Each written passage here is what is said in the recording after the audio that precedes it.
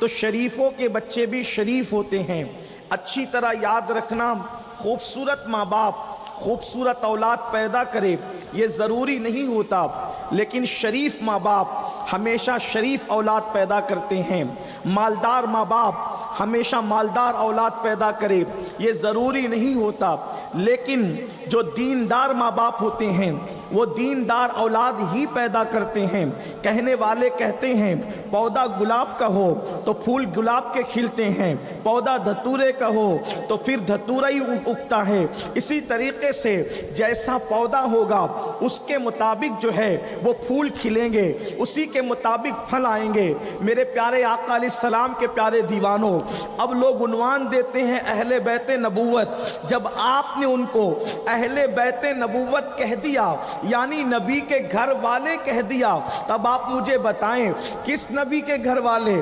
اللہ اکبر، جو صرف نبی نہیں بلکہ سید الانبیاء ہیں، جو رسول نہیں بلکہ سید الرسل ہیں۔ اللہ اکبر، جو خاتم النبیین ہیں، جو کائنات کے اندر اللہ کی کائنات کے اندر ایسی ہستی ہے کہ ان سے پہلے ایسی ہستی اللہ نے پیدا نہیں فرمائی، اور ان کے بعد قیامت تک اب ایسی ہستی دنیا میں نہیں آئے گی۔ وہ معصوم نہیں صرف بلکہ سید المعصومین ہے۔ اللہ اکبر، وہ صرف مومن نہیں بلکہ جان ایمان ہے۔ اللہ اکبر، وہ کائنات کی جان، وہ روح کائنات۔ اللہ اکبر، وہ صرف حسن والے نہیں بلکہ اللہ اکبر جان حسن ہے۔ وہ صرف صاحب کمال نہیں بلکہ صاحب کمال، وہ صاحب کمال بھی ہے، وہ صاحب جمال بھی ہے۔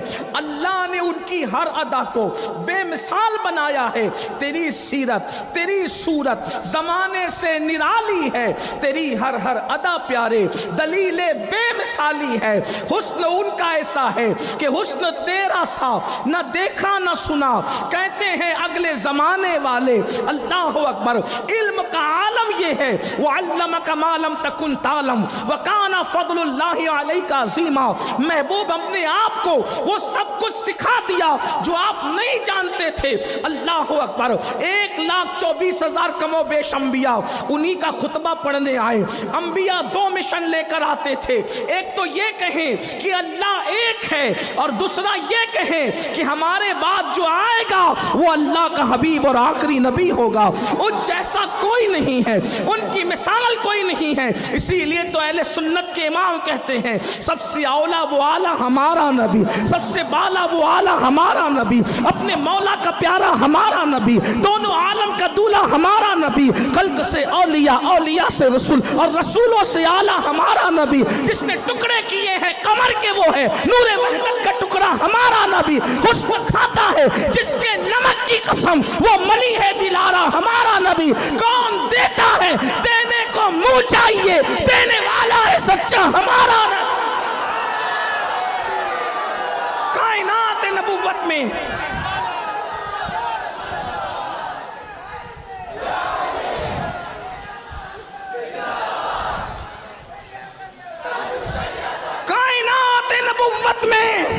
ان جیسا کوئی نبی نہیں آیا، اور وہ خاتم النبیین بن کر کے آئے ہیں۔ اب سنو اہل بیت اطہار کی شان کیا ہے۔ اللہ اکبر، وہ نبی، وہ رسول، وہ سید العالمین جب تک کہ یثرب کی زمین پہ قدم نہ رکھیں اس کو یثرب کہا جائے، اور جب وہ مکہ المکرمہ سے ہجرت کر کے مدینہ طیبہ جس کا پرانا نام یثرب ہے وہاں قدم رکھ دیں۔ قدم رکھے کس پر؟ مٹی پر۔ توجہ کریں، آپ اہل بیت اطہار کو سمجھنے کی کوشش کریں، ان کی شان سمجھنے کی کوشش کریں، اس لیے کہ ہم اہل سنت ہے، ہم نہ رافضی ہے، نہ ناسبی ہے، نہ خارجی ہے۔ ہم جب بھی بزرگوں کا ذکر کرتے ہیں تو بالکل کھل کھل کر اور کھل کھل کر کرتے ہیں، ہم چھوٹے چھوٹے دل سے نہیں کرتے۔ جب ہم صحابہ بیان کرتے ہیں تو کسی کی پرواہ کیے بغیر کہتے ہیں افضل البشر بعد الانبیاء بالتحقیق ابو بکر صدیق رضی اللہ تعالیٰ عنہ۔ جب ہم صحابہ بیان کرتے ہیں تو ہم کہتے ہیں کہ میرے آقا نے فرمایا کہ میرے بعد اگر کوئی کوئی نبی ہوتا یا نبی ہونا ممکن ہوتا تو وہ عمر ابن خطاب ہوتے. جب ہم صحابہ بیان کرتے ہیں تو ہم بالکل کہتے ہیں کہ جس کو رسول اللہ نے اپنی 2 شہزادیاں دی ہے اس کو ذوالنورین کا لقب بھی عطا فرمایا ہے. لیکن جب ہم اہل بیت بیان کرتے ہیں تو پھر وہاں بھی ہم چوری چپکے کی بات نہیں کرتے، بلکہ ہمارا مسلک تنہا وہ مسلک اہل سنت کا ہے جو صحابہ بیان کرے تو صحابہ بے مثال نظر آئے، اور جب اہل بیت بیان کرے تو اہل بیت بے مثال نظر آئے. اور ہمارا حال تو یہ ہے، ہمارے دونوں ہاتھوں میں لڈو ہے، بلکہ قدرت نے ہمیں 2 ہاتھ اسی لیے عطا کیے کہ ایک ہاتھ میں اہل بیت کا دامن ہے اور ایک ہاتھ میں اصحاب مصطفیٰ کا دامن ہے. میرے امام کہتے ہیں اہل سنت کا ہے بیڑا پار، اصحاب حضور نجم ہے اور ناؤ ہے اطرت رسول اللہ. جب تک رسول اللہ یثرب میں نہیں آئے، بلاؤں کا گھر، بیماریوں کا گھر کوئی نہیں آتا جاتا. لیکن حضور نے قدم کیا رکھا، توجہ کریں، حضور علیہ السلام نے قدم کیا رکھا زمین پر، تو وہ یثرب ہو گیا مدینہ، طیبہ ہو گیا، مدینہ ہو گیا. اور پھر اس کی خاک میں جو بیماریاں تھیں وہ بیماریاں شفا میں تبدیل ہو گئی، اور لوگ کہنے لگے نہ ہو بیمار نہ ہو آرام، جس بیمار کو سارے زمانے سے، نہ ہو آرام جس بیمار کو سارے زمانے سے اٹھا کے لے کر آئے خاک، ان کے آستانے سے اللہ اکبر قدم کیا رکھا، قدم کیا رکھا، خاک بلا، توجہ کریں، قدم کیا رکھا، خاک بلا، خاک شفا ہو گئی. قدم کیا رکھا، خاک بلا، خاک شفا ہو گئی. قدم کیا رکھا، یثرب مدینہ ہو گیا. اب آپ سے پوچھتا ہوں، سب سے حقیر چیز اگر دنیا کی کوئی مانی جاتی ہے لوگوں کی نظر میں تو اس کو مٹی کہتے ہیں. مٹی سب سے حقیر لوگ سمجھتے ہیں، اسی لیے کوئی لوگ کہتے ہیں فلاں کی عزت مٹی میں مل گئی، فلاں کا وقار مٹی میں مل گیا، فلاں کا دھندا مٹی میں مل گیا، فلاں کا نام مٹی میں مل گیا.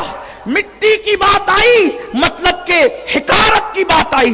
سوچو رسول اللہ مٹی پہ قدم رکھ دیں تو وہ دار الشفا ہو، وہ مدینہ منورہ ہو، اور اس کی بلندی اتنی کہ اگر رسول اللہ کی نسبت کی وجہ سے کوئی شہر مدینہ کی توہین کرے، میری اپنی بات نہیں، آپ علماء احناف کا مسلک اٹھا کر کے پڑھیں، اللہ اکبر، رسول اللہ کی نسبت سے کوئی حضور کے شہر کی توہین کرے کہ وہ حضور کا شہر ہے تو وہ کافر ہو جائے گا، مسلمان نہیں رہے گا. اللہ اکبر. پھر تھوڑی سی بات اور آگے بڑھ جائے، آپ اچھے سے سن رہے ہیں ذوق سے، اس لیے بات کرنے کی ہمت کر رہا ہوں. دیکھو چمڑے کی کیا حیثیت ہوتی ہے، چمڑا تو چمڑا ہوتا ہے، اونٹ کا چمڑا، اللہ اکبر، اونٹ ذبح ہوا، چمڑا نکالا گیا، بازار میں بیچا گیا، لیکن اس چمڑے کی کوئی عزت ہے، کوئی حیثیت ہے؟ ادھر پھینکا گیا ادھر پھینکا گیا. لیکن کوئی اونٹ ایسا تو خوش نصیب ہے کہ اس کا چمڑا کسی صحابی کے ہاتھ لگا اور اس نے اپنے ہاتھ سے جوتے تیار کیے، اور جوتے تیار کرنے کے بعد ایک لمحے کے لیے، ایک سیکنڈ کے لیے وہ رسول اللہ کے تلوے کے نیچے آ گیا. اب اس کو ادب کے ساتھ لوگ نالین مصطفیٰ جانے رحمت کہتے ہیں، اور فتاوی عالمگیری میں موجود ہے. ہندوستان کے اس زمانے کے 500 متبحر علماء نے لکھا جو رسول اللہ کی نالین کو معاذ اللہ جتڑی کہہ دے وہ کافر ہو جائے گا. یعنی کہ اونٹ کا چمڑا نہیں دیکھا جا رہا ہے، ایک لمحے کے لیے وہ تلوے مصطفیٰ کے نیچے آیا تو اس کی شان کیا ہو گئی کہ اللہ اکبر، اس کی بے ادبی کفر تک لے جا رہی ہے. اور لوگ کہہ رہے ہیں جو سر پہ لکھنے کو مل جائے نالے پاک حضور تو پھر کہیں گے کہ ہاں تاجدار ہم بھی ہوئی ہے. اب آپ مجھے بتائیں ایک بات اور کہہ لی جائے. اللہ اکبر اللہ اللہ. اس بات کو حضرت امام قسطلانی نے لکھا, اس بات کو شیخ محقق حضرت علامہ عبدالحق دہلوی نے لکھا, اس بات کو شیخ زکریا کاندھلوی نے بھی لکھا, اور بلکہ تصدیق کی اس کی کیا لکھا. میں نے اپنے بزرگوں کا تذکرہ کر دیا اور سامنے سے بھی ایک شخص کا ذکر کر دیا. شیخ زکریا کاندھلوی بھی لکھتے ہیں کیا, رسول اللہ قبر انور میں آرام فرما رہے ہیں, اور قبر شریف کی جو مٹی رسول اللہ کے جسم سے لگی ہوئی ہے, اس مٹی کا مرتبہ کیا ہے, وہ کعبۃ اللہ سے بھی افضل ہے, وہ جنت سے بھی افضل ہے, حتیٰ کہ وہ عرش سے بھی افضل ہے. اب مجھے بتاؤ مسلمانوں, اہل بیت کو کس نام سے بیان کرو؟ اگر اللہ اکبر مٹی نبی کے جسم سے مس ہو جائے تو وہ کعبے اور جنت سے افضل ہو جاتی ہے. اس مٹی کو صرف نسبت ہو جائے, وہ جسم سے لگ جائے تو کعبے اور جنت سے افضل ہے.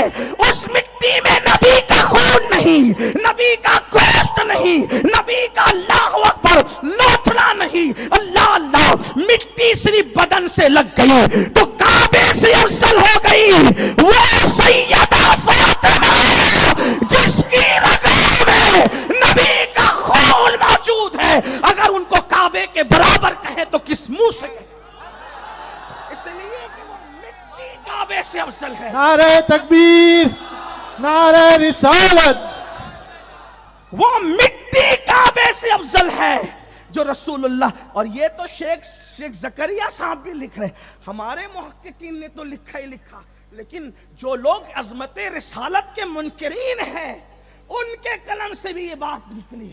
کیا آپ اندازہ, وہ حسن مجتبی جس کی رگوں میں رسول اللہ کا خون ہے, وہ حسین کربلا جس کی رگوں میں رسول اللہ کا خون, ان کی عظمت کیا ہے؟ کوئی بول سکتا ہے؟ میرے امام نے بیان کیا, کہتے ہیں پارہائے صحف. کوئی ترجمانی کرے نا اس کی, اردو پڑھنے لکھنے والے موجود ہیں نا.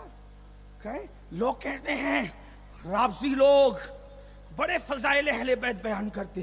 میں نے کہا کبھی سنیوں سے سنا ہی نہیں, جن کے علی مولا, علی مولا, یا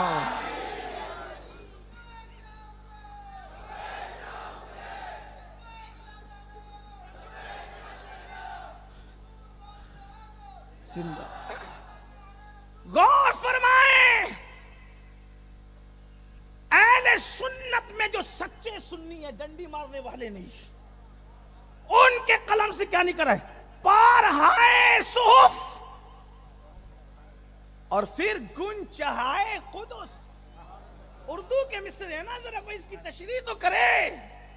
پارہائے صحف, گنچہائے قدس کون ہے؟ وہ کہتے ہیں اہل بیت نبوت پہ لاکھوں سلام.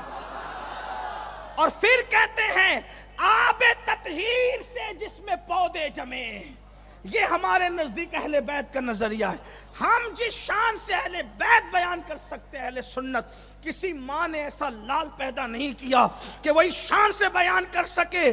لیکن یہ بات کہنا چاہتا ہوں, کچھ لوگوں کو بخار ہے, کہا کہ ذکر فاطمہ کرو گے تو رافضی ہو جاؤ گے, ذکر علی کرو گے تو رافضی ہو جاؤ گے. میں نے کہا نادان, رسول اللہ فرمایا ذکر علی عبادت ہے, کیا عبادت بھی رافضیت ہو سکتی ہے؟ آپ مجھے بتائیں تو صحیح. کچھ لوگوں کو یہ ہے نعرہ حیدری لگے تو وہ ادھر دائیں بائیں دیکھنے لگتے ہیں کہ یہ محفل میں کیا ہو رہا ہے. ہم نے کہا صحابہ نے ہمیں مسلک دیا, ہمارا مسلک 1857 کے بعد ہمیں انگریزوں کی میز سے نہیں ملا, ہمیں تو صفا کے چبوترے سے مسلک ملا ہے. حضرت ابو سعید خدری کہتے ہیں جب مدینے میں منافقین کی کثرت ہوئی اور چہرے دیکھ کے پہچانے نہیں جاتے تھے تو ہم محفل میں فرق کرنے کے لیے کہ اپنا آ گیا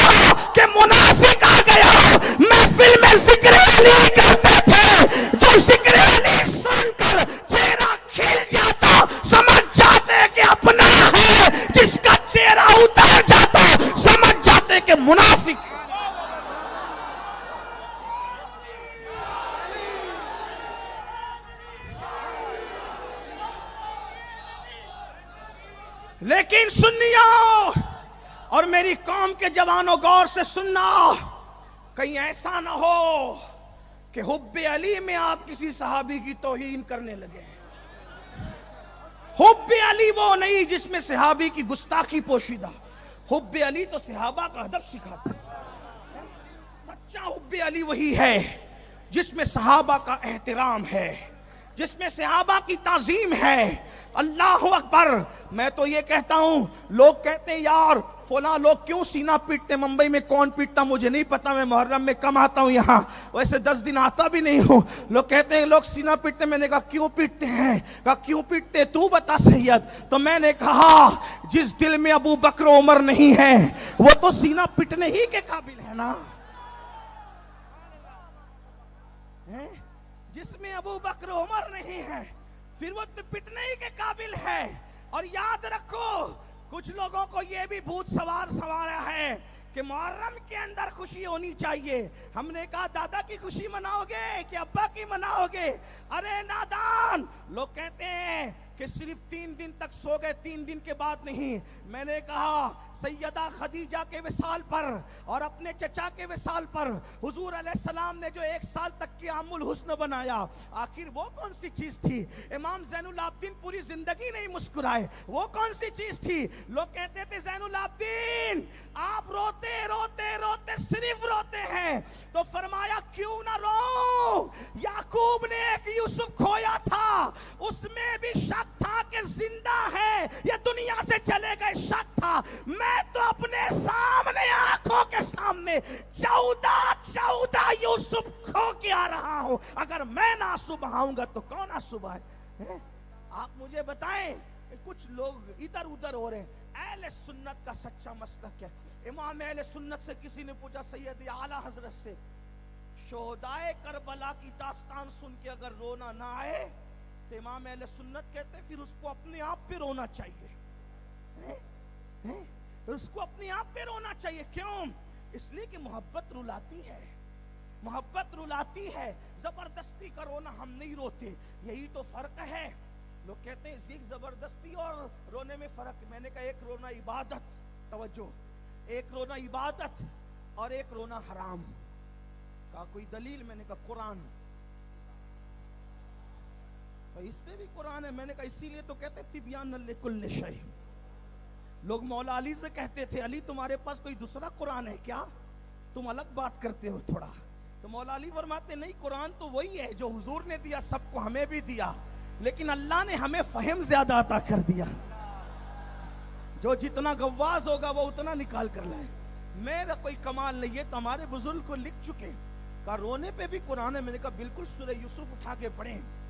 جب حضرت یوسف کے بھائیوں نے یوسف علیہ السلام کو کنویں میں ڈالا تو کرتا اتار لیا اور وہ بکری کے بچے کو ذبح کر کے خون میں بھگا کر کے لائے، اور ابا کے پاس روتے ہوئے اور کہتے تھے ہم نہ تھے، ہم نہ تھے، ہم نہ تھے، رو رہے تھے۔ اس رونے کو قرآن نے مکاری کہا، بلکہ حضرت یعقوب ہنسے اس پر۔ تفسیر اٹھا کے پڑھے ابن عباس کی، امام غزالی کی اٹھا کے پڑھے۔ حضرت یعقوب ہنس رہے تھے، وہ رو رہے تھے، یہ ہنس رہے تھے۔ کیوں؟ اس لیے کہ وہ رو کر مکاری کر رہے تھے، یہ بتانے کے لیے کہ ہم بھی غم میں شریک ہیں، ہم نہیں تھے، ہے نا۔ اور حضرت یعقوب بھی روئے، توجہ ہے، یعقوب بھی روئے، بھائی بھی روئے، یعقوب بھی روئے۔ یعقوب علیہ السلام تو 50 سال تک روئے۔ قرآن نے ان کے رونے کی توصیف کی اور ان کے رونے کی مذمت کی۔ کیوں؟ اس لیے کہ وہ زبردستی کا رو رہے تھے اور یعقوب شہزادے کی محبت میں رو رہے تھے۔ تو پتا چلا حسین پر دکھاوے کا رونا حرام ہے کہ لوگ ہمیں محبت اہل بیت کا سرٹیفکیٹ دے اور ہمارے مسلک کو قبول کر لے، یہ حرام ہے۔ لیکن محبت حسین میں آنسو آ جائے تو اسی کو تو عبادت کہتے ہیں۔ یہ فرق رافضیوں کے سنیوں کے رونے میں فرق یہ ہے۔ تو میں بات جلدی جلدی کروں اس لیے کہ میں خود ہی لیٹ آیا۔ عرض یہ کر رہا تھا کہ اہل بیت کیا؟ جن کی رگوں میں رسول اللہ کا خون ہے، جن کی رگوں میں، امام کہتے ہیں آب تطہیر سے جس میں پودے جمے۔ لوگ اردو جانتے ہیں، ممبئی والے لوگ ہیں، اردو پڑھتے لکھتے ہیں۔ اگر یہ میں گجرات میں یا کسی دیہات میں پڑھتا تو شاید لوگ نہ سمجھتے، لیکن ماشاءاللہ ممرہ میں پڑھے لکھے لوگ ہیں، اردو اسکولیں بھی یہاں بہت زیادہ ہے، پڑھے لکھے لوگ۔ دیکھیں ذرا کیا لکھ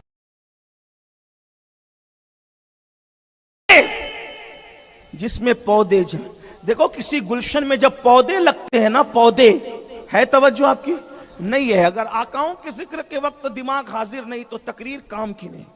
میں لوگوں سے کہتا ہوں کہ جب میں اصلاحی بیان کروں تو لوگ ادھر دیکھیں ادھر دیکھیں چپ رہیں، مجھے کچھ فرق نہیں پڑتا، میں اپنی ڈیوٹی پوری کر کے نکل جاؤں. لیکن جب اپنے آقاؤں کا ذکر کروں تو پھر میں سوچتا ہوں کہ پوری محفل میرے ساتھ چلے. ہاں، کربلا سے مدینے تک سب کا سفر ساتھ ہو. توجہ فرمائیں.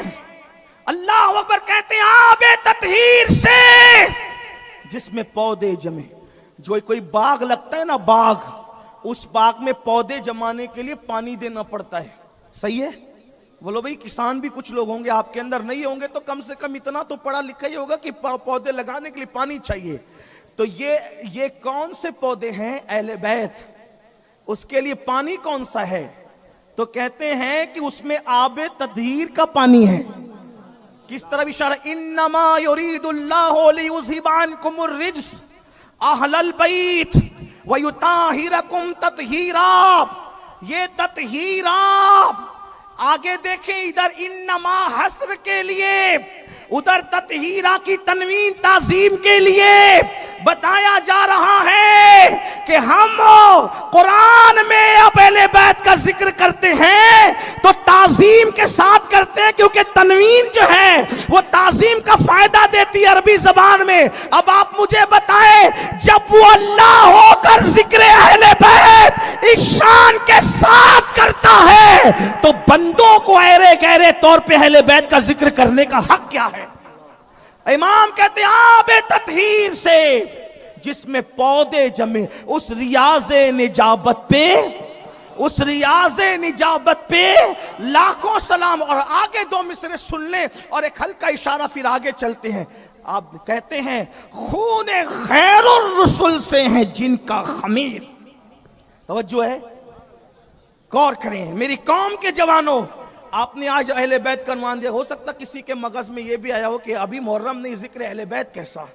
میں نے کہا امام شافعی سے پوچھو ذکر اہل بیت کیسا.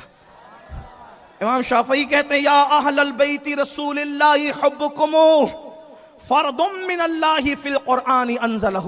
اس کو جد الممتار میں امام اہل سنت نے نقل کیا.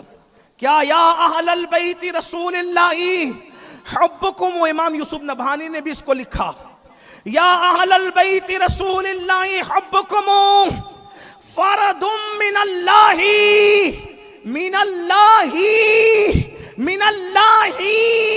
عربی جاننے والوں کی توجہ، من اللہ. امام شافعی کہتے ہیں رسول اللہ کی اہل بیت، آپ لوگوں کی محبت اللہ کی طرف سے، من اللہ، اللہ کی طرف سے، اللہ کی طرف سے، کسی ملا کی طرف سے نہیں. اہل بیت کی محبت اللہ کی طرف سے فرض ہے. اور وہ بھی دلیل کیا؟ فی القرآن انزلہ، اور قرآن میں اس نے بیان فرمایا. پھر کہتے ہیں یکفیکم من عظیم الفخر انکم. لوگ کہتے ہیں اہل بیت کو فخر نہیں کرنا چاہیے. میں نے کہا امام شافعی سے پوچھ، وہ کیا کہہ رہے؟ یکفیکم، کیا کافی نہیں ہے؟ عظیم الفخر، اہل بیت تم کو فخر کافی نہیں ہے؟ حالانکہ ہمارا یہ عقیدہ ہے کہ نسب پہ فخر جائز نہیں ہے. علامہ جامی کہتے بندہ عشق شدی ترک نسب کن جامی، کہ فلاں ابن فلاں چیزیں نیست، لیکن ہم فخر کو جائز نہیں سمجھتے نسب پر. لیکن امام شافعی کہہ رہے ہیں یکفیکم من عظیم الفخر انکم من لم یصلی علیکم لا صلاۃ لہ. یہ فخر تمہارے لیے کم ہے نبی کے گھر والوں، اے نبی کے گھر والوں، یہ فخر تمہارے لیے کم ہے کہ اس وقت تک ہماری نمازیں مکمل نہیں ہوتی جب تک ہم اہل بیت پہ درود نہیں پڑھ لیتے. اگر آپ نے ایک رات یہ جمادی الاولیٰ کے اندر، بلکہ جمادی الاول، ہم تو ہر نماز میں ذکر اہل بیت کرتے ہیں، ہماری نمازیں پوری نہیں ہوتی ذکر اہل بیت کے بغیر. تو کیا عرض کر رہا تھا، سنو. کہتے ہیں خون خیر الرسل سے ہے جن کا خمیر. میری بات مشکل تو نہیں ہو رہی ہے؟ میں تھوڑی سی عربی کی بات کرنے لگا ہوں تو تھوڑا مشکل ہو تو بتا دے آپ، ورنہ پھر میں آپ کی ممبئیہ بھی بول سکتا ہوں، اتنا قریب رہتا ہوں میں، 300 کلومیٹر زیادہ دور نہیں رہتا. ہاں تو آپ لیکن غور کریں کیا فرمایا امام نے, توجہ کریں, خون خیر الرسل سے ہے جن کا خمیر. اگر میں یہ کہنے میں کامیاب ہو گیا, اللہ کرے میری نجات, آپ کی بھی نجات. توجہ کریں, خمیر, خمیر کبھی بلڈنگ بنتے دیکھا ہے؟ دنیا کی مثال دینا یہ بزرگوں کا طریقہ ہے, سنت بھی ہے, اللہ کی سنت بھی ہے. مکڑی کی جالے کی مثال دی, مچھر کی مثال دی, اور جو ہے وہ شہد کی مکھی کی مثال دی. تو کافر کہنے لگے یہ کیسا اللہ ہے اتنی چھوٹی چھوٹی مثال دیتا ہے. تو پھر کہا الف لام را, اب بتا سمجھ کے. کہا تیری عقل کے مطابق کرتے تو مکڑی کے جالے کی بات کرتے, اپنی شان کے مطابق کرتے تو الف لام را کہتے ہیں. جبریل بھی کہتے یہ ہے کیا ہے؟ گنچے جو چٹکے تھے ماں احادنا کے باغ میں, بلبلے سدرہ تک اس کی بو سے بھی محرم نہیں. جب اپنی شان کے مطابق کرتے تو جبریل کو بھی پتہ نہیں چلتا, اور جب پھر تمہاری حیثیت کے مطابق کرتے تو تم کہتے تو اتنی آسان بات, تو یہی تو اللہ کی سنت ہے. تو بات سنو, اہل بیت کیا ہے؟ کہتے ہیں خون خیر الرسل سے ہیں جن کا خمیر. خمیر کہتے ہیں جس سے کوئی چیز کی اٹھان اٹھے, بنے. جیسے بلڈنگ کا خمیر, سیمنٹ, پانی, ریتی, کھڑی, یہ ہے خمیر بلڈنگ. اسی سے بنتی ہے بلڈنگ. صحیح ہے؟ میں بولنے میں کامیاب ہوں؟ صحیح. اب توجہ کریں, آپ سے کامیابی کی سند لی نہیں, میری توجہ تو مدینے والے کی طرف, ہاں سیدہ پاک کی طرف ہے. ایک نظر دیکھ لیں بس, میرا میرے خاندان کا آپ کے اہل و عیال کا بیڑا پار. ہاں آؤ در زہرا پر پھیلا ہوا دامن, نسل کریموں کی مجبا گرانا ہے. خون خیر الرسل سے جن کا خمیر. خمیر وہ جس سے چیز بنتی ہے. توجہ کرنا, بٹر دیکھا آپ کے یہاں کیا کہتے ہیں؟ بٹر ہی کہتے ہیں. نان دیکھا, پاؤ دیکھا آپ, یہ اس کا پہلے خمیر بنتا ہے. خمیر آٹا ملایا, میدا ملایا, پانی ملایا, گھی ملایا, جو بھی ملایا سب.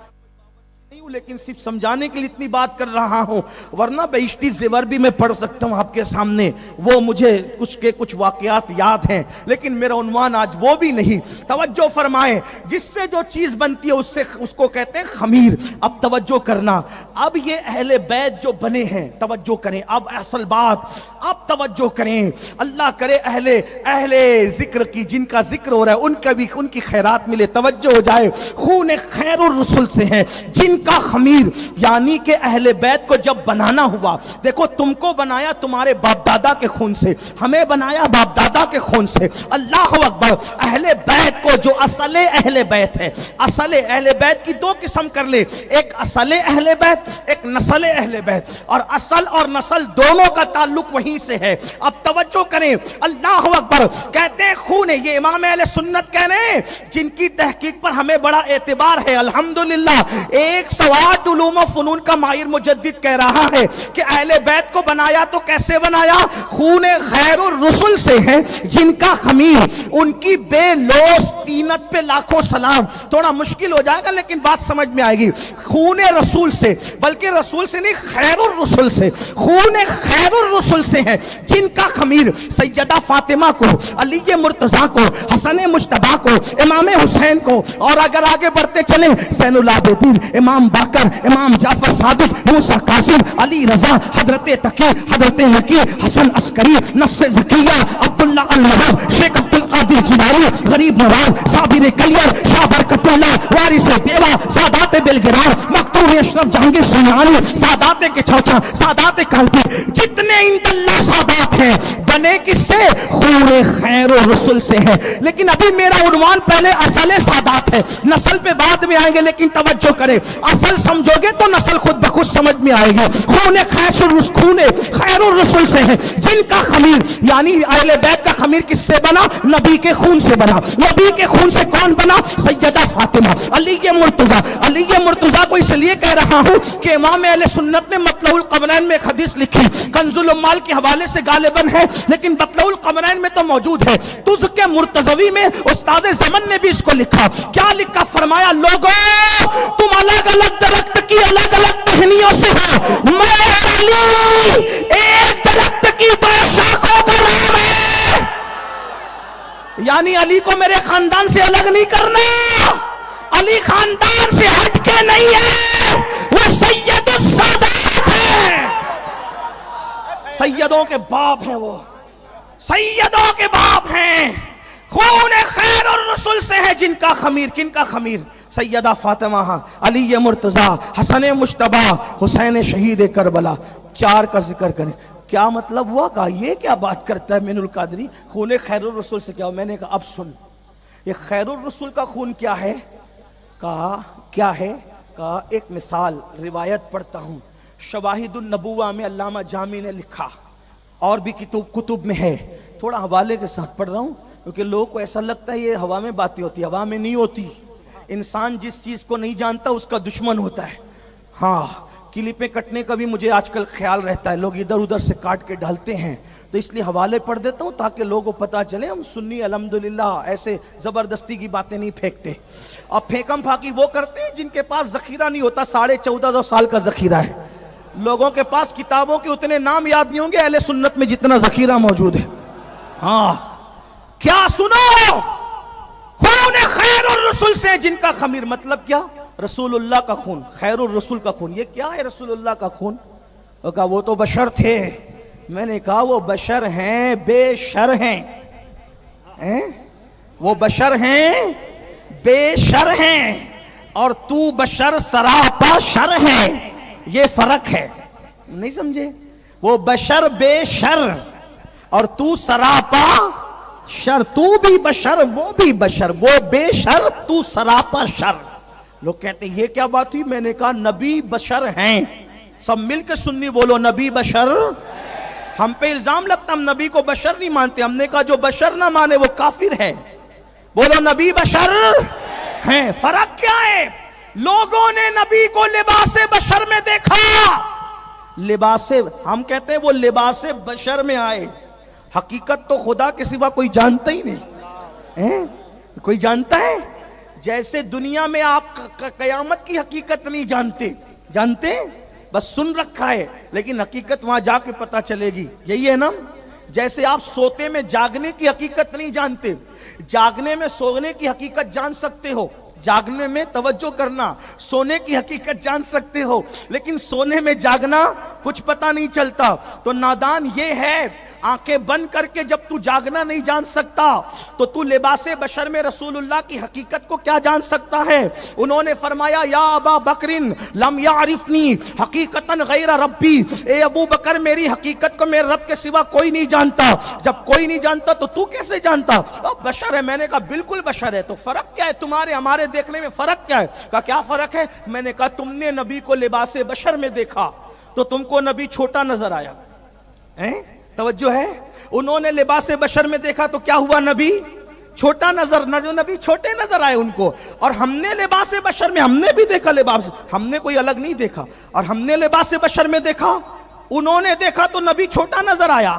اور ہم نے لباس بشر میں دیکھا تو ہمیں لباس بشریت کی اہمیت پتہ چل گئی.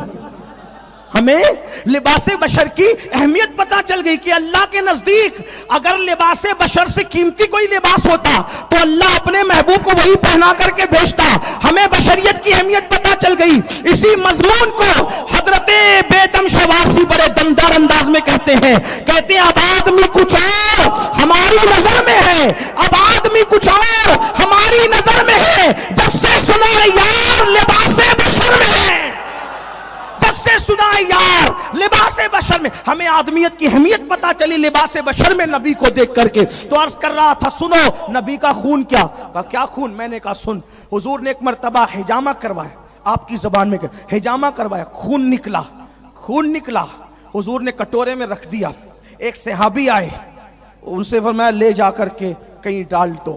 ایسی جگہ ڈالنا، مفہوم کے طور پہ پڑھ رہا ہوں، ایسی جگہ ڈالنا کسی کا پیر نہ پڑے. وہ لے گئے. سوچا ہوگا آج نہیں کہ پڑے گا کل تو پڑے گا. صحابی تھے نا بھائی، ادب کا بڑا تقاضا ہوتا ہے. الدین کلہ ادب، دین پورا کے پورا ادب کا نام ہے. بے ادبوں کی تو یہاں کوئی گنجائش ہی نہیں ہے. تو سوچا، پتہ نہیں جو بھی سوچا ہوگا، انہوں نے سوچا، لیا پورا کٹورا پی لیا. چاروں مسلک کے نزدیک، حنفی، شافعی، مالکی، حنبلی، چاروں مکتب مسلک کے نزدیک خون حرام ہے. بلکہ جن کا کوئی مسلک نہیں ان کے نزدیک بھی خون حرام ہے، کیونکہ قرآن کہتا ہے کہ خون حرام ہے نا. اللہ پاک نے سورۃ المائدہ میں فرمایا جن حرام کا تذکرہ کیا اس کے اندر خون کا ذکر نام لے کے کیا. صحیح؟ خون حرام ہے سب کے نزدیک. خون پینا بولو ہے, خون پینا بولتے جاؤ بھائی, بات سمجھ میں آئے تو بولتے جاؤ. خون پینا, اسی لیے تو لوگ کہتے جا یار میرا خون مت پی, ہیں خون حرام ہے نا, پینا حرام ہے. لیکن صحابی نے حضور کا خون پیا. حرام کام پہ توبہ بولیں لازم ہے نا. لیکن جب وہ آئے حضور نے فرمایا کیا کیا تو نے؟ حضور میں نے پی لیا. آقا نے نہیں کہا تو نے حرام کام کیا, بلکہ کیا فرمایا پتہ ہے؟ آقا نے فرمایا تو نے میرا خون پیا. ہاں. آقا فرماتے ہیں جا تجھ پر جہنم حرام ہو گئی. یہ خون خیر الرسول ہے. توجہ آپ کی, یہ خون خیر الرسول ہے. کیا جا تجھ پر جہنم, تجھ پہ جہنم حرام ہو گئی. یا رسول اللہ جہنم حرام ہو گئی, کیا مطلب نکلا؟ کوئی بھی قرآن کی آیت ہو, حدیث ہو, بزرگوں کا قول ہو, تو متکلمین اس پر جب بات کرتے ہیں تو کیا کہتے ہیں؟ کیا کہتے ہیں؟ یہ حدیث ہے نا, اس کے اندر اشارت النص ہے, اس میں دلالت النص ہے, اس میں اقتضاء النص ہے نا. اس طریقے سے تو حدیث سے اشارت النص کے طور پہ ہم کیا لے رہے ہیں, یعنی اشارہ کیا لے رہے ہیں؟ آقا نے فرمایا تجھ پہ جہنم حرام. مطلب کیا؟ جہنم کس پہ حرام ہوگی؟ آقا فرماتے ہیں جو غیبت کرے, توجہ اہل بیت سمجھو, توجہ, جو غیبت کرے اس پر جنت کی خوشبو حرام. جو زنا کرے اس پہ جنت کی خوشبو حرام. چغل خور جنت میں داخل نہیں ہوگا. رشوت لینے والا, رشوت دینے والا جنت میں داخل نہیں ہوں گے. تصریح علماء نے کی, میں ان سب کا قائل ہوں حنفی ہونے کی نسبت سے, لیکن توجہ کریں, پھر کہتا ہوں اب جلدی جلدی میں سرات نہیں کرتا, لیکن حنفی ہونے کا خیال رکھتے ہوئے میرے گفتگو کا معنی نکالنا, مفہوم مخالف مراد مت لینا اللہ کے واسطے. جو غیبت کرے کہا جنت کی خوشبو حرام. جو زنا کرے وہ جنت میں نہیں جائے گا. اسی طرح چغل خور جنت میں داخل نہیں ہوگا. جو پیشاب کے چھینٹے سے نہیں بچتا وہ جنت میں داخل نہیں ہوگا. اسی طرح سے قاتل جنت میں داخل نہیں ہوگا. اسی طریقے سے جو کافر مرے گا جنت میں داخل نہیں ہوگا. کچھ لوگوں کے لیے تو کبھی جنت میں داخل نہیں ہوں گے, اور کچھ لوگوں کے لیے کہ بھگت کر جنت میں آ جائیں گے. لیکن آقا کیا فرما رہے ہیں؟ تجھ پر جہنم کی آگ حرام, تجھ پر جہنم کی آگ حرام. مطلب کیا؟ یعنی جو جہنم کی آگ جس پہ حرام ہوئی اس نے جانا کہاں ہے؟ اس نے جنت ہی میں جانا ہے. یا رسول اللہ, آپ کا ایک کٹورا خون جس کے پیٹ میں چلا جاتا ہے آپ اس کا کتنا اہتمام کرتے ہیں, آپ اس کا کتنا اہتمام کرتے ہیں. یعنی کہ پیٹ میں خون گیا تو رسول اللہ نے ضمانت دے دی, آج کے بعد تجھ سے غیبت نہ ہوگی, آج کے بعد تجھ سے چغلی نہ ہوگی, آج کے بعد تجھ سے زنا نہ ہوگا, آج کے بعد تجھ سے بدکاری نہ ہوگی, آج کے بعد تجھ سے خطا نہیں ہوگی, آج کے بعد تجھ سے, اور تم مرے گا تو ایمان پہ مرے گا. ارے جس کے پیٹ میں ایک کٹورا خون جاتا ہے اس کے لیے اتنے پیڑ بٹھا دیتے ہیں جس کو سر کے بال سے لے کر پیر کے ناخن تک نبی کے خون سے پیدا کرتے ہیں. ان کے لیے حفاظتوں کے کتنے پہرے ہوں. سبحان اللہ, نعرہ تکبیر, نعرہ رسالت. ان کے لیے حفاظتوں کے کتنے. یہ تو اہل بیت کی شان ہے. اسی لیے اب قرآن کہتا ہے قُلْ لَا أَسْأَلُكُمْ عَلَيْهِ أَجْرًا. اللہ کے رسول سے فرمایا محبوب فرما دو میں تم سے کچھ نہیں مانگتا اجرت. کیا مانگتا ہوں؟ إِلَّا الْمَوَدَّةَ فِي الْقُرْبَى, اپنے ایمان والے قرابت داروں کی محبت تم سے طلب کرتا ہوں. اور محبت نہیں کہا, کیا کہا؟ مودت. محبت اور مودت میں فرق ہے.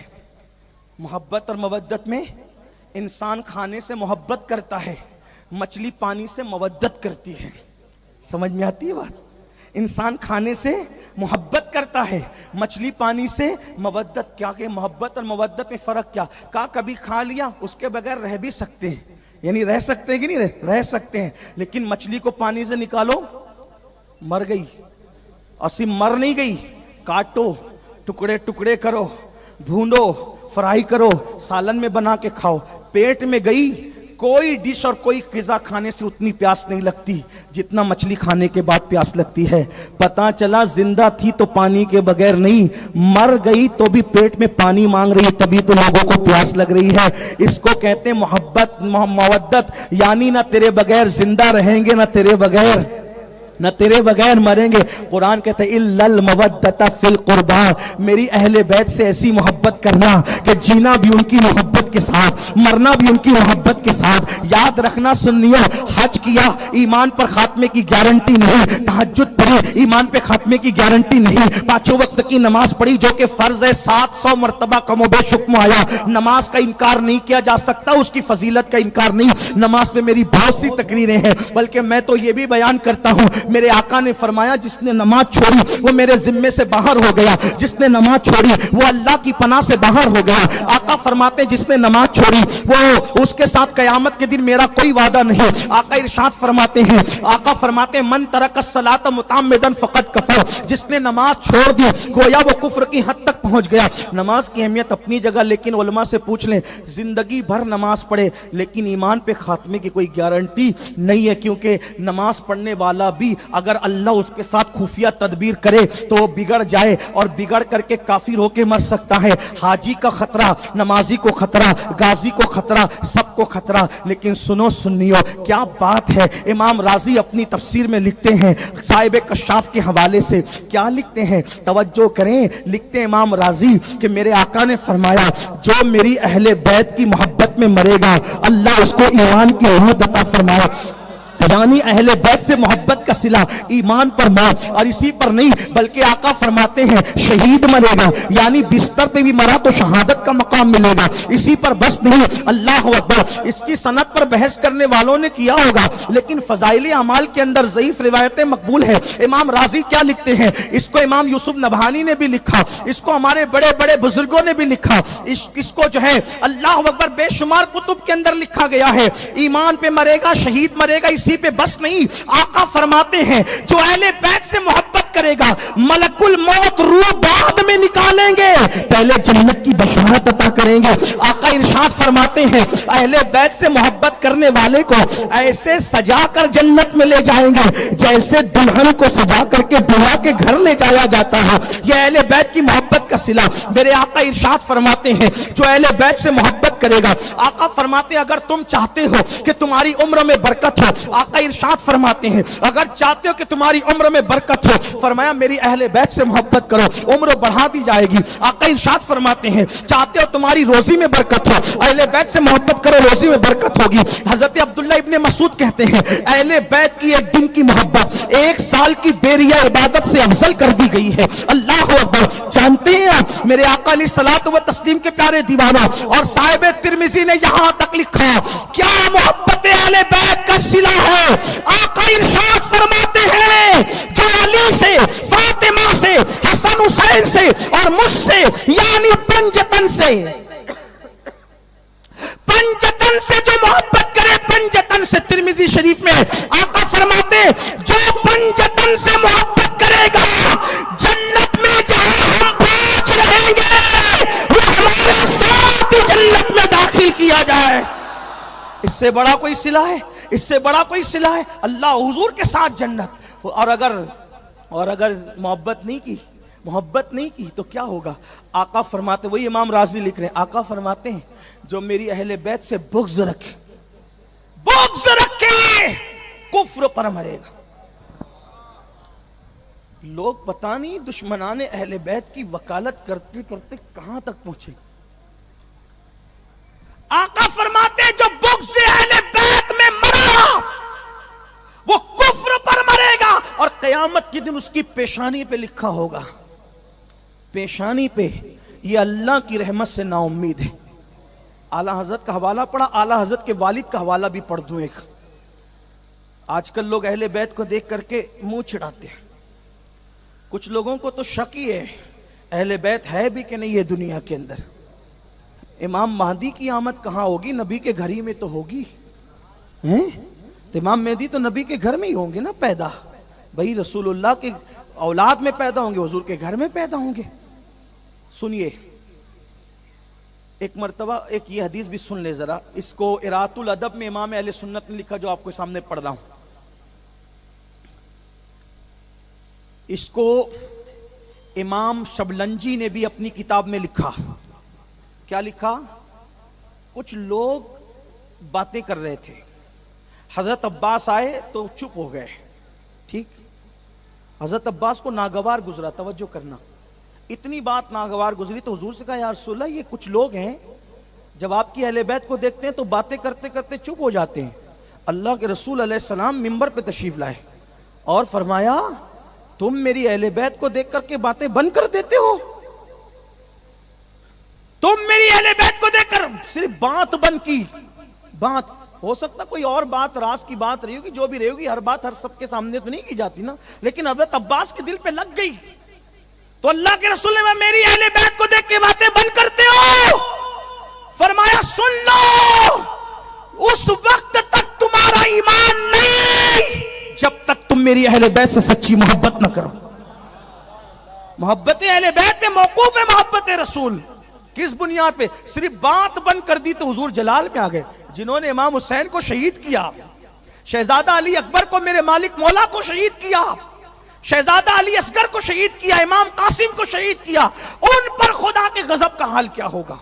پھر بھی یزید امیر المومنین، سوچیں تو صحیح نا، آپ جیسے مومنین کا امیر ہو سکتا ہے، ہم سنیوں کا تو امیر نہیں نا ہے، ہمارا امیر تو حسین ہے، حسین ابن علی ہے، ہمارا آقا حسین ابن علی ہے۔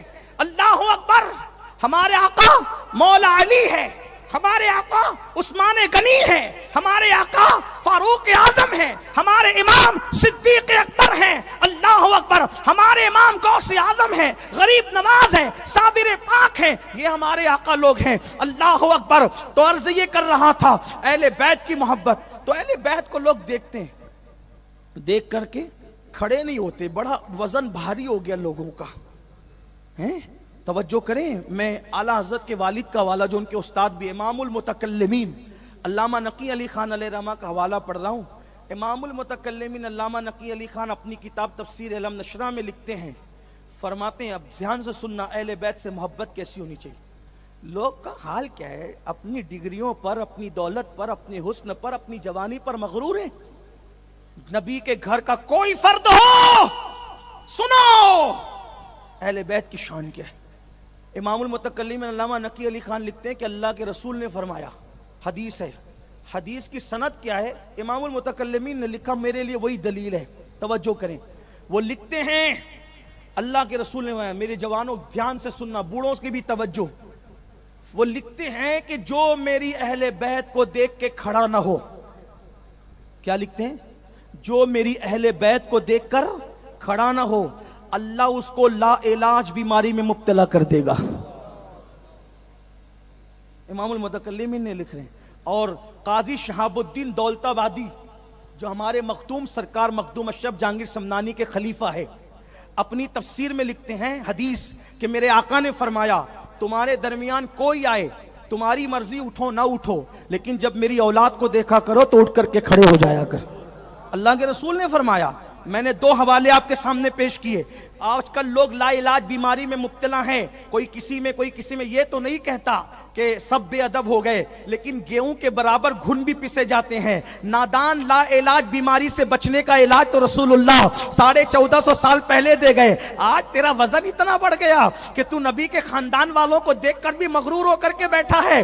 آقا فرما رہے ہیں کہ جو میری اہل بیت کو دیکھ کے کھڑا نہ ہو، اللہ اس کو لا علاج بیماری میں مبتلا کرے گا۔ اور سن لو، امام عبد الوہاب شارانی رحمت اللہ علیہ المنن میں لکھتے ہیں، کیا لکھتے ہیں سنو، فرماتے ہیں مجھے حیرت ہے اپنے دور کے لوگوں پر، ان کا اخلاق اچھا، ان کا کردار اچھا، لیکن وہ سیدوں سے خدمت لیتے ہیں اور اپنی سواری کے پیچھے سیدوں کو چلاتے ہیں۔ تو جو سیدوں سے خدمت لے، سواری کے پیچھے چلائے، وہ اللہ کا قرب کیسے پا سکتا ہے؟ وہ قرب خدا کا دعویٰ کیسے کر سکتا ہے؟ مطلب یہ ہے ان کو خادم بنایا، توجہ کریں، ان کو خادم بنایا تو اچھی اخلاق کے بعد بھی خدا کا قرب نہیں مل سکتا۔ ارات الادب میں امام اہل سنت نے لکھا، فرمایا میری اولاد سے سیکھا کرو، ان کو سکھانے کی کوشش نہ کیا کرو۔ فرمایا جو ان کو پیچھے کر کے آگے بڑھے گا، اللہ تبارک و تعالی قیامت کے دن اس کا چہرہ سیاہ فرما دے گا۔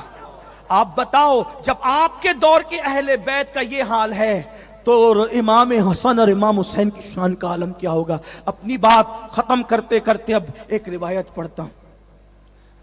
اہل بیت پر آپ جو بھی کرتے ہیں، اس کا ڈائریکٹ اثر یا تو رسول اللہ تک پہنچتا ہے یا سیدہ فاطمہ تک پہنچتا ہے. اگر اچھا کرو تو بھی میرے آقا فرماتے ہیں جو میری اہل بیت کے ساتھ اچھا سلوک کرے گا, فرمایا دیکھو کیا بات کہی ہے, توجہ کریں, فرماتے ہیں جو میری اہل بیت کے ساتھ اچھا سلوک کرے گا قیامت میں اس کا بدلہ میں اس کو دوں گا جب وہ مجھ سے ملے گا. میں قیامت کے دن اس کو بدلہ دوں گا جب وہ مجھ سے قیامت کے دن ملے گا. مطلب کیا, کون حضور سے مل سکے گا نہ مل سکے گا یہ الگ بات ہے, لیکن جو اہل بیت کے ساتھ اچھا سلوک کرے حضور ضمانت دے رہے ہیں کہ وہ مجھ سے ملے گا, ملنے کی گارنٹی عطا فرما رہے, اور فرمایا میں بدلہ دوں گا. اور فرمایا اگر اچھا سلوک نہیں کیا میری اہل بیت سے تو کیا ہوگا؟ آقا فرماتے ہیں قیامت کے دن میں تم سے جھگڑا کروں گا اپنی اہل بیت کے بارے میں. فرمایا میں اللہ کی قسم دیتا ہوں تم کو اپنی اہل بیت کے بارے میں, فرمایا میں جھگڑا کروں گا میرے بعد اگر تم نے اچھا سلوک نہیں کیا. اور فرمایا جس سے میں جھگڑا کروں گا اس سے اللہ بھی جھگڑا فرمائے گا, اور اللہ جس سے جھگڑا فرمائے گا جیسا کہ اس کی شان کے لائق ہے تو اس کو اللہ جہنم میں داخل فرما دے گا. مسلمانوں یہ اہل بیت ہے. تو عرض کر رہا تھا کہ اچھا سلوک کرو یا برا کرو, ڈائریکٹ انڈائریکٹ اثر یا رسول اللہ تک پہنچتا ہے یا سیدہ تک پہنچتا ہے. اس پہ دو باتیں سنے, بات مکمل کرے. اب ذرا دھیان کرنا, اللہ اکبر. ایک مرتبہ کا واقعہ ہے کہ مسجد نبوی شریف میں ایک محدث صاحب علم حدیث پڑھاتے تھے. حدیث پڑھاتے ہیں, ان کی شان یہ تھی کہ وہ رسول اللہ کا دیدار اکثر کرتے تھے, اکثر دیدار کرتے. ایک مرتبہ ایسا ہوا کہ ایک طالب علم پڑھنے آیا اور اس سے کچھ غلطی ہو گئی تو اس محدث صاحب نے اس کو ایک پنجہ پیٹھ پہ مار دیا. ہوتا ہے استاد شاگرد میں کیا نہیں ہوتا, مار دیا. جب مار دیا کئی دن تک حضور علیہ السلام کی زیارت نہیں. اس کو حاجی امداد اللہ مہاجر مکی نے بھی لکھا ہے, لیکن تھوڑا سا الگ ہے, مگر میں اس کا مفہوم پیش کروں. میں اپنے بزرگوں کی کتابوں سے آپ کے سامنے امام یوسف نبہانی کے حوالے سے پیش کر رہا ہوں. حاجی صاحب نے الگ انداز سے لکھا. ویسے بھی ان کی کتابیں تو ہاتھ ہی زیادہ تر دوسروں کو لگ گئی تو وہ گھما پھرا کرنے لگے. جو ہمارے پاس رہی فیصلے ہفت مسئلہ جیسی کتابیں وہ رہی, باقی کے تو اوروں کے ہاتھ لگی. تو کئی دن تک حضور کا دیدار نہیں. ایک دن ایک بزرگ ملے صاحب حال, تو ان سے کہا بہت دن ہوئے آقا کی زیارت نہیں ہوتی. انہوں نے کچھ کیا, جو بھی کیا. پھر حضور کی زیارت ہوئی تو انہوں نے عرض کی آقا بہت دن ہوئے آپ کی زیارت نہیں ہوئی, آج زیارت کرائی. اور سرکار نے چہرہ پھیرا, ناراضگی کا اظہار کیا. ہاں حضور ناراض ہے, جانے کائنات مجھ سے ناراض ہے. آقا فرماتے تو نے مجھے کیوں مارا؟ توجہ کریں, اہل بیت سے محبت کرنے والوں سے میں توجہ چاہتا ہوں, اور جن کے دل کے اندر کچھ ٹیڑھا پن کجی ہے اگر وہ آ گئے ہیں تو میں ان کی بھی بھلائی چاہتے ہوئے توجہ چاہتا ہوں. فرمایا تو نے مجھے کیوں مارا؟ انہوں نے کہا یا رسول اللہ میں آپ کو ماروں گا؟ میں تو اس کا تصور بھی نہیں کر سکتا. حضور میں نے تو آپ کی شفاعت پانی, میں آپ کو کیسے مار سکتا ہوں؟ فرمایا تو نے مجھے کیوں مارا؟ انہوں نے اس کی یا رسول اللہ میرے ماں باپ آپ پہ قربان, میں یہ کیسے سوچ بھی نہیں سکتا. پھر آقا نے فرمایا تو نے مجھے کیوں مارا؟ جب 3 بار حضور کے تیور دیکھے تو کہا جان عالم بندہ نواز بندہ پرور آقا حضور غلطی کیا ہو گئی وہ بتائیں. تو حضور نے اپنی پیٹھ سے کپڑا ہٹایا تو پنجے کا نشان تھا پشت پر. حضور یہ کیا ہے؟ فرمایا تیرے پنجے کا نشان ہے, جس طالب علم کو تو نے مارا وہ میری اولاد سے تھا, تو نے جب اس کی پیٹھ پر مارا تو اس کا اثر اس کی پیٹھ کے بجائے اس کا اثر میری پیٹھ پر پڑا.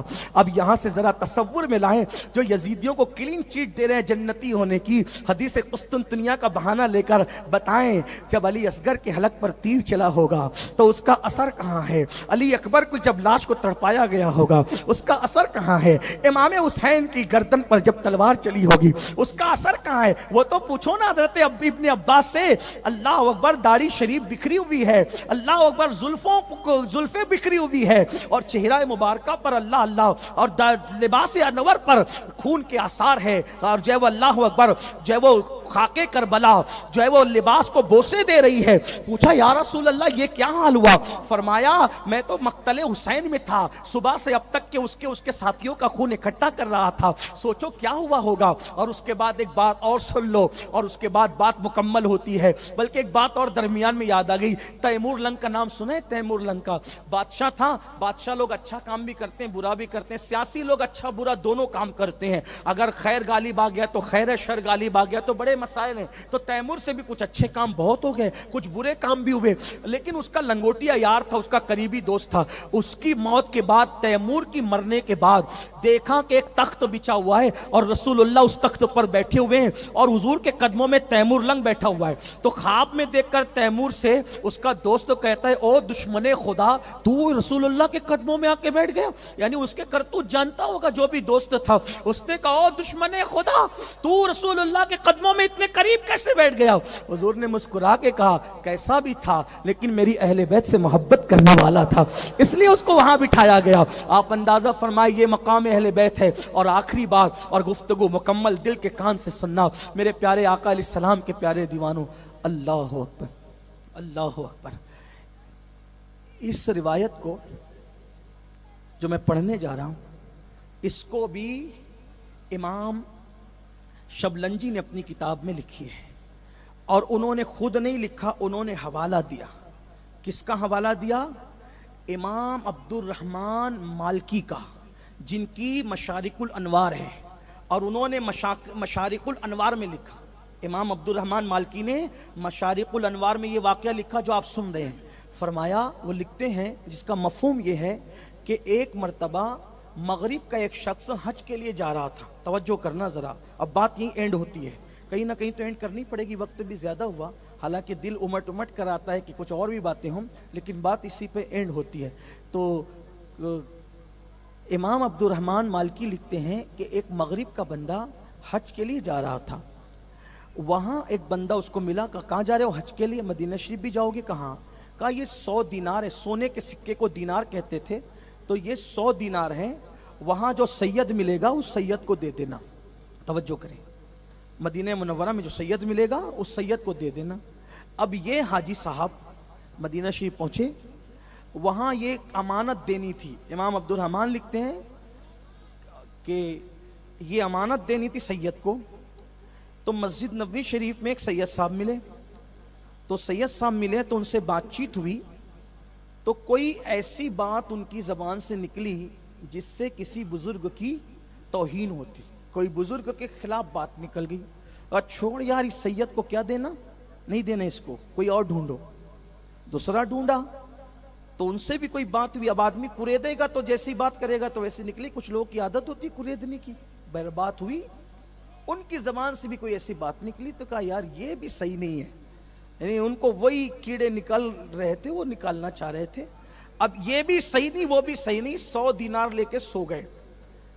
امام عبد الرحمن المالکی لکھتے ہیں مشارق الانوار کے اندر, جب سو گئے خواب میں کیا دیکھا, میدان محشر ہے اور لوگ پلسرات سے گزر رہے ہیں, اور سیدہ فاطمہ الزہرا وہاں پر موجود ہے, سیدہ پاک موجود ہے. ایک تو میں نے حوالہ پیش کر دیا آپ کو کہ سادات کے ساتھ, بزرگوں کے, اہل بیت کے ساتھ جو کرو گے اس کا اثر ڈائریکٹ انڈائریکٹ یا رسول اللہ کی طرف جاتا ہے یا سیدہ کی طرف جاتا ہے. تو سیدہ وہاں موجود ہے, اور وہاں موجود ہے, یہ پلسرات پہ جانا چاہتے ہیں, سیدہ نے روک دیا, نہیں جائے گا تو. جب کہا نہیں جائے گا تو, یعنی پلسرات سے گزر کر ہی جنت میں جانا تھا, تو کہا نہیں جائے گا تو. تو سیدہ نے روک دیا. تو ہمت کس کی تھی جانے کی؟ اس لیے کہ جس کے شہزادے جنتی جوانوں کے سردار اور جس کے شوہر نامدار, اللہ کے رسول نے فرمایا علی جس کو چٹھی دے گا وہی پلسرات سے گزرے گا. اور اس حدیث کے راوی کون ہے؟ صدیق اکبر ہیں. جب صدیق اکبر نے کہا نا میرے بھائی علی, آج حضور مجھ سے کہہ رہے تھے کہ علی جس کو چٹھی دے گا وہی پلسرات سے ثابت قدم گزرے گا, تو مولا علی نے مسکرا کے کہا ہاں تم کو تو یہ کہا جس کو علی چٹھی دے گا وہ سلامت گزرے گا, لیکن مجھ سے کہا علی چٹھی اسی کو دینا جو ابو بکر کا وفادار ہوگا.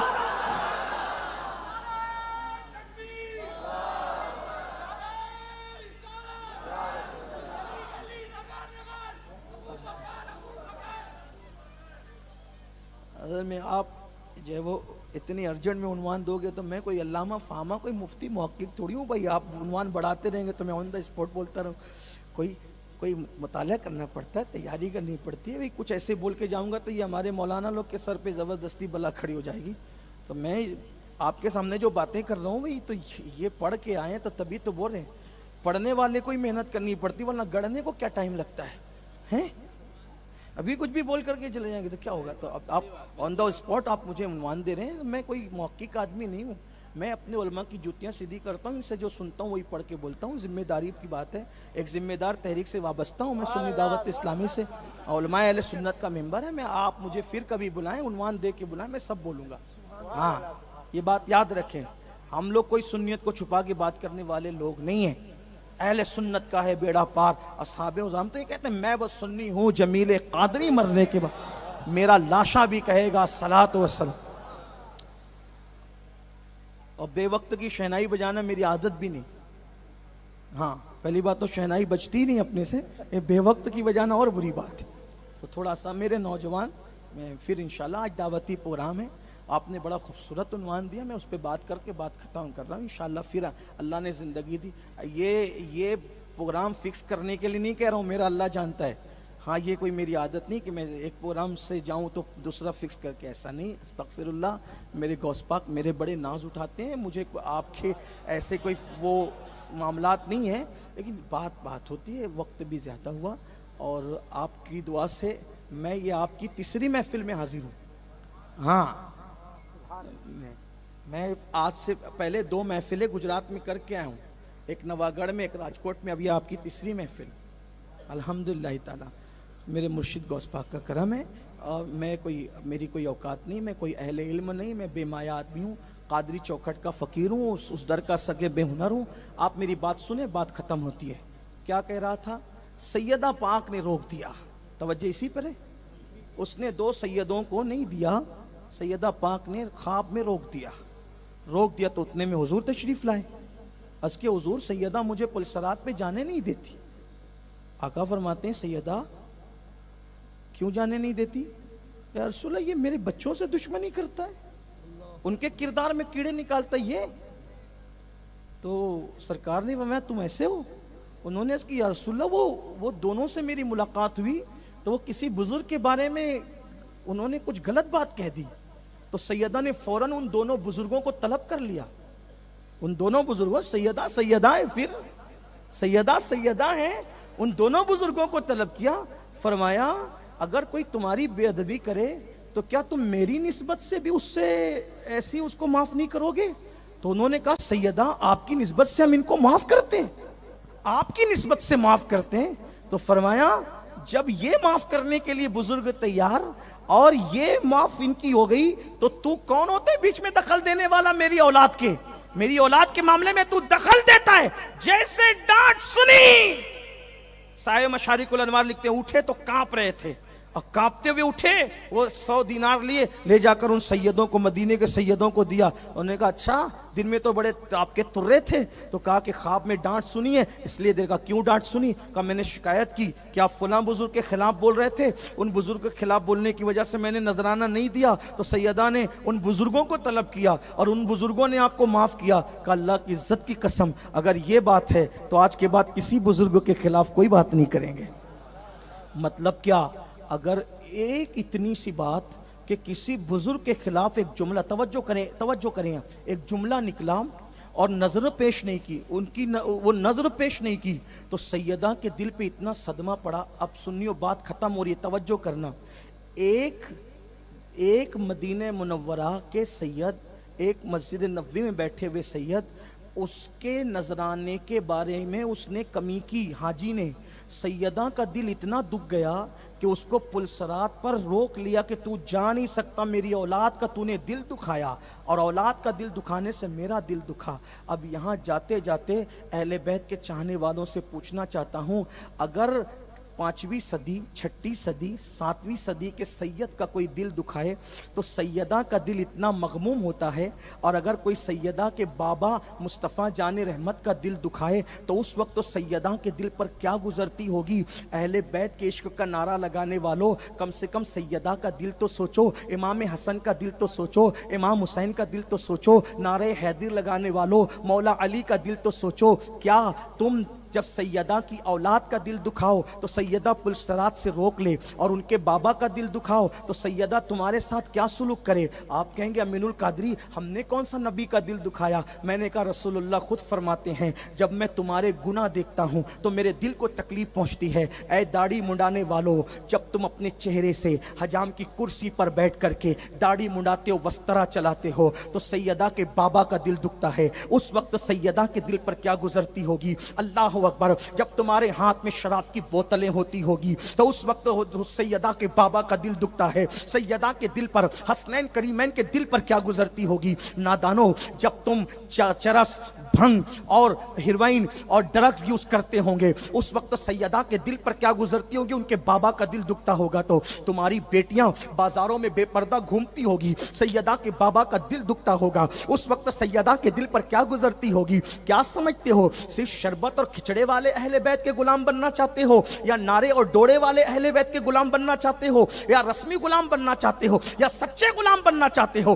اگر خیال ہے ارے نادان، اگر کربلا میں سیدوں کا قافلہ لٹا کر کے یزید مجرم ہے کیونکہ اس نے سیدہ کے لالوں کو جو ہے وہ قتل کیا، شہید کیا، تو سیدہ کا دل دکھا، سیدہ کے بابا کا دل دکھا۔ اللہ اکبر۔ داڑھی مڈا کر تم بھی تو دل دکھا رہے ہو، شراب پی کر تم بھی تو دل دکھا رہے ہو، مسجدوں کو ویران کر کے تم بھی تو دل دکھا رہے ہو، عورتوں پہ پاپ کی نظر ڈال کے تم بھی تو دل دکھا رہے ہو۔ بتاؤ وہ کیسا عاشق ہے؟ یاد رکھنا اگر یزید اور یزیدی معاف نہیں ہوں گے تو داڑھی منڈانے والوں، سیدہ پاک بابا کا دل دکھانے والوں کے ساتھ کیا سلوک کرے گی؟ اللہ اکبر۔ جس دین کو بچانے کے لیے اہل بیت کا پورا گلستان لٹا دیا گیا، آج اس دین کے ساتھ اپنا سلوک کیا ہے؟ ہمارے گھروں میں دین کتنا ہے؟ کہاں تک کے دین ہے؟ اللہ اکبر۔ حال یہ ہے اگر محفل میں بٹھاؤ تو نعرہ لگانے کے لیے جوان آ جاتا ہے، لیکن فجر کی نماز کے لیے بلاؤ کتنی سادگی سے کہتا ہے مولانا آنکھ نہیں کھلتی۔ میں کہتا ہوں یاد رکھو جس کو عشق ہوتا ہے،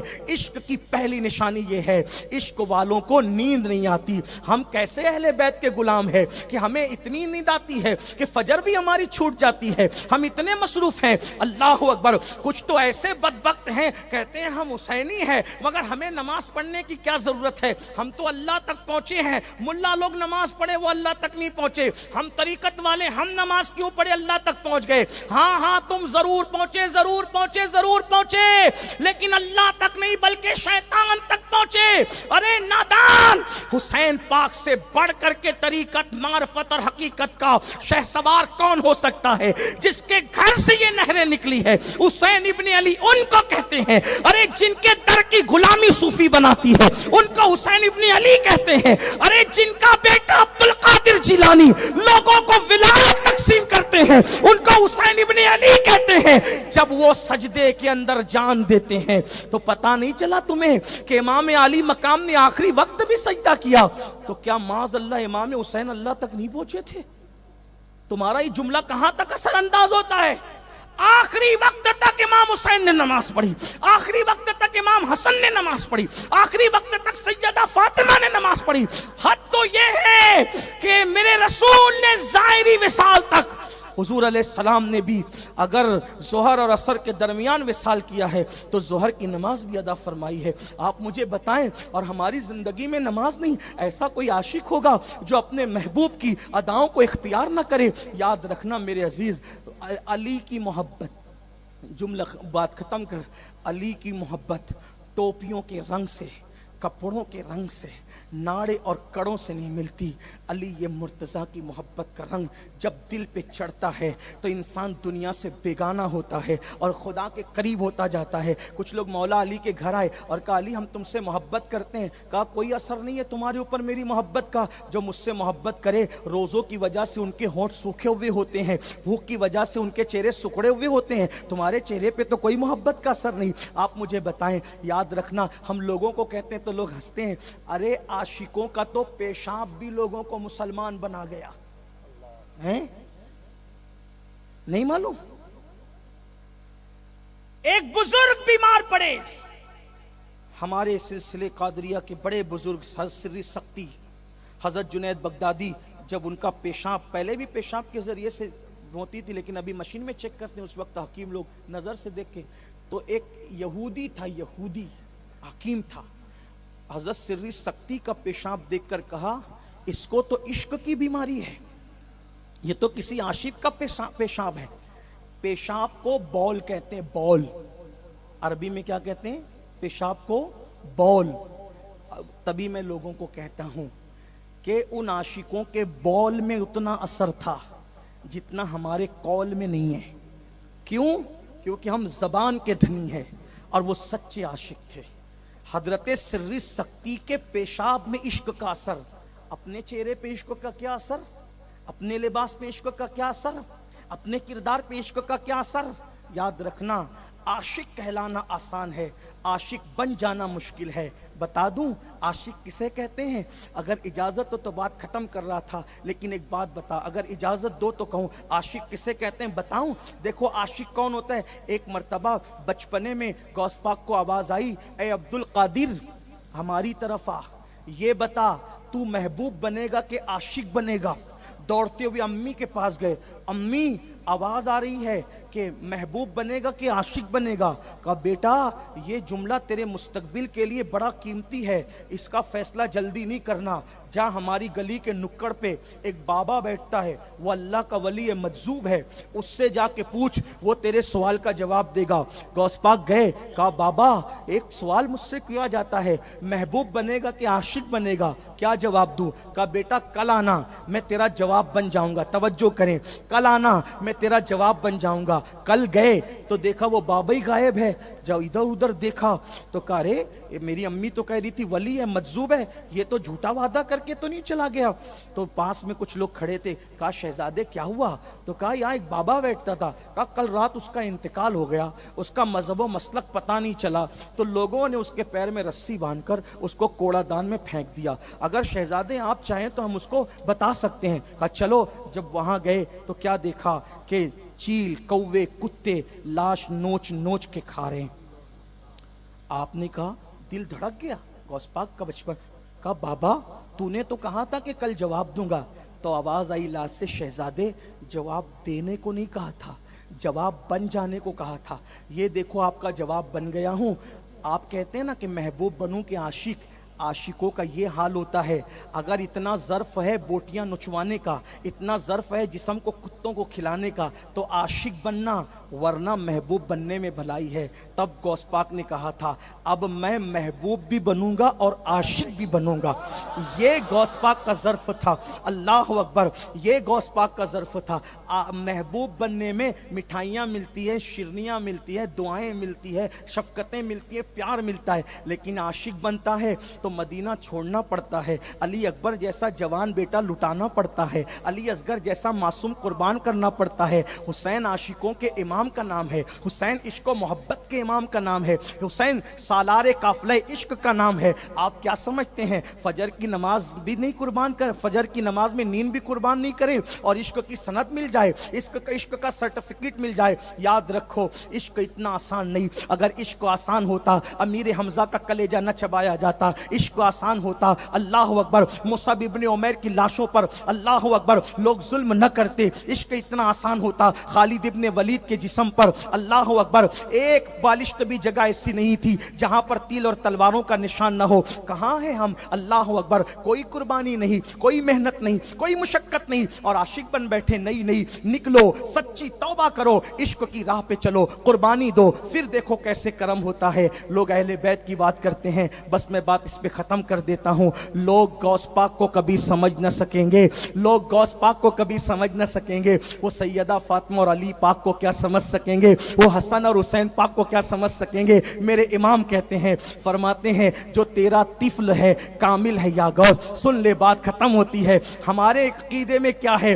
جو تیرا طفل ہے کامل، طفل کہتے ہیں بچے کو، جو تیرا طفل ہے کامل ہے یا غوث، تو فیلی کا لقب واصل ہے یا غوث۔ ارے جس کے گھر کا بچہ کامل ہو اس کا باپ کیسا ہوگا؟ علی مرتضیٰ۔ اس کا بابا کیسا ہوگا؟ حسن مجتبیٰ۔ ان کا بابا کیسا ہوگا؟ حسین اعظم۔ ان کی دادی فاطمہ کیسی ہوگی؟ کہتے ہیں جو تیرا طفل ہے کامل ہے یا غوث، تو فعلی کا لقب، اب تشریح نہیں کرتا سنتے جائیں، جو تیرا طفل ہے کامل ہے یا غوث تو فعلی کا لقب واصل ہے یا غوث، تیرا ذرہ مہ کامل ہے یا غوث، تیرا قطرہ یا میں سائل ہے یا غوث، کوئی سالک ہے یا واصل ہے یا غوث، کوئی سالک ہے یا واصل ہے یا غوث، وہ کچھ بھی ہو تیرا سائل ہے یا غوث، وہ کچھ بھی ہو تیرا سائل ہے یا غوث۔ الوہیت ایک احمد نے نہ پائی، الوہیت ایک احمد نے نہ پائی، نبوت ہی سے تو عادل ہے یا غوث، ہزاروں تابعی سے تو فضو تر، ہزاروں تابعی سے تو فضو تر، یہ طبقہ مجملاً فاضل ہے یا غوث،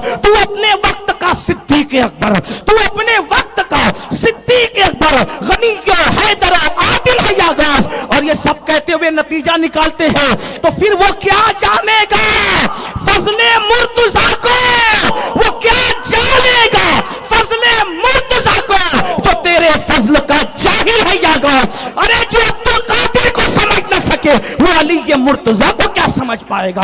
یہ بات ہے بے دم، یہی تو پانچ ہے مقصود کائنات، خیر النساء حسین و حسن مصطفیٰ علی۔ اللہ پاک ہم سب کو عمل کی توفیق دے۔